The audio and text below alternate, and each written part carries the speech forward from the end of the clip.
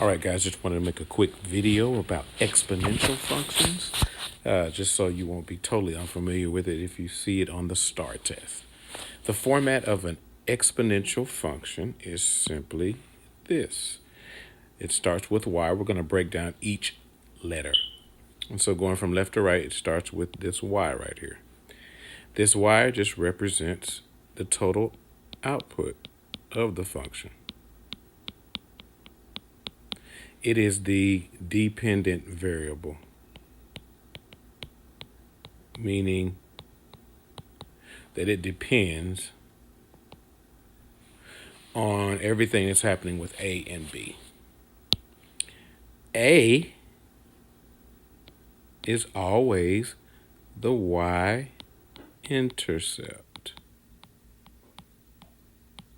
They also call it the initial or the beginning value. No matter what function we're talking about, if it's the y-intercept, it's always the beginning.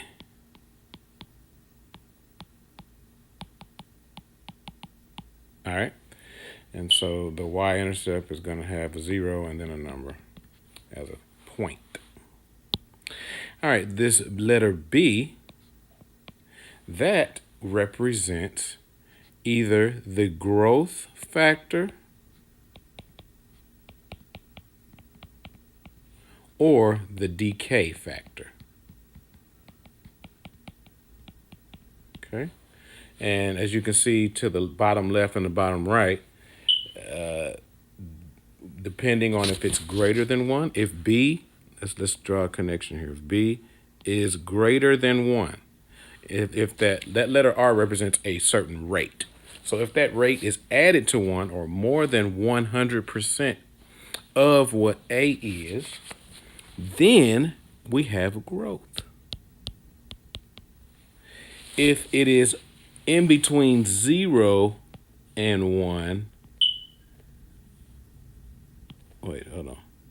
I'm going to put a B. If B winds up being in between 0 and 1, like in other words, a fraction like 0.625 or 0.25, anything like that, then we have what we call decay.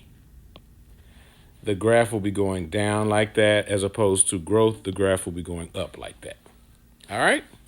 So just wanted to give you that heads up right there. The exponent, last but not least, x right here, this exponent just represents the, didn't mean to do that. Whoa. The exponent simply represents the term, or how many times that we're going to repeat this process, how long. It usually represents time, especially in a word problem. How many years are we going to have this situation going on? Okay, so that's what that is. That's what the exponent x is. It's also the input or the independent variable. All right, so that's how you break that down.